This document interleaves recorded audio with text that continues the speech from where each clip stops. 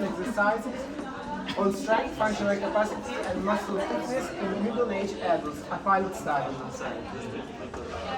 Dear colleagues, my name is Stefan, and I'm currently doing a PhD in Human Sciences at the University of Greenwich in London.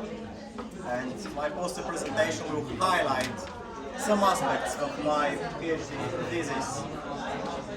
Overall, my PhD project is on microcurrents added to resistant exercises and the effectiveness of both of them together on some parameters of body composition in middle-aged and older adults. And microcurrent was developed in the 70s and introduces small electrical current which is subsensory, hence the name microcurrent. And the participants cannot feel anything, so it's less than 1 milliamperes. And it has been documented that there are some positive effects in both animal studies and human studies. And the aim of this particular study was to assess the effectiveness of microcurrent added to resistant exercises on muscle thickness, muscle strength and functional capacity in middle-aged adults. Now, we recruited so far 8 participants. This is a pilot study, and they were all from the United Kingdom between the ages of 40 and 65. And we randomly assigned them into 2 groups, a microcurrent group and a sham group. And all of the participants followed a resistance training program for 6 weeks, and all of the exercises from this program are illustrated on the poster. And they all wore a device, a microcurrent device, which was manufactured in the United Kingdom by Art for Health.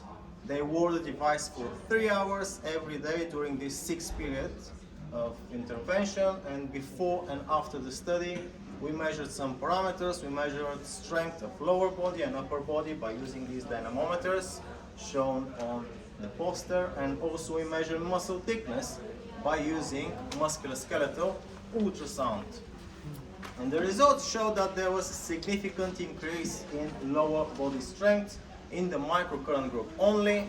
There were no other significant differences within the groups or between the groups.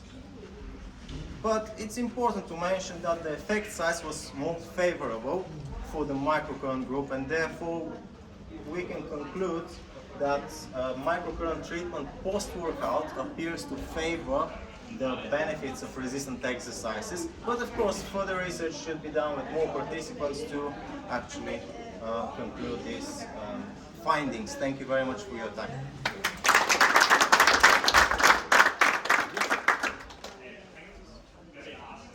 So I don't know so much about microcurrent, but actually if they are here, that affect the whole body? They are very, very good question. There are different theories.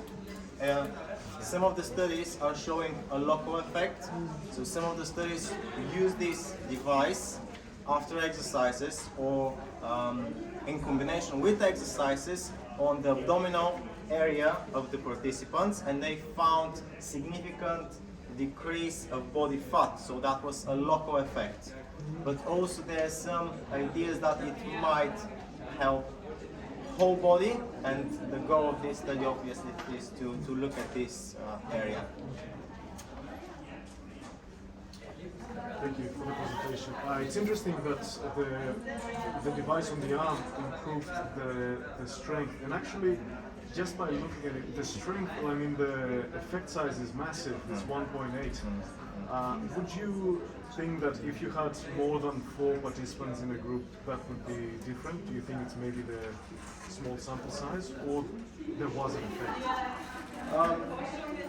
We believe so, because that was the only statistical significant difference in the whole study.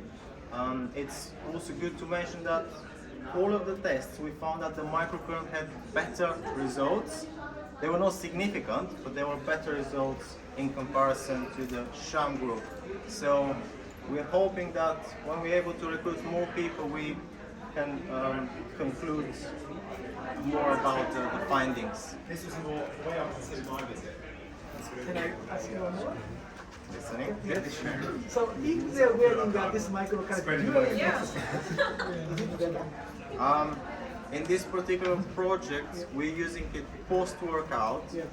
So my understanding is that without trying it, I wouldn't be able to comment. But it's a very good point. Yeah, they have to be 3 hours.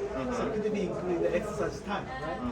Yeah. So, I think that's an interesting point. It might be difficult to do the exercise and okay, Yeah. right.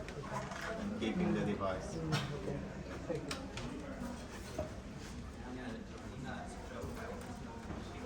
No other questions? Well, maybe I have one. Could you give us more information about you evaluated the muscle thickness? I evaluated muscle thickness by using musculoskeletal ultrasound. So we measure the thickness of elbow flexors, biceps and brachialis together, and for lower body we measure the thickness of one of the quadriceps muscles, vastus lateralis. Thank you. Thank you. Okay.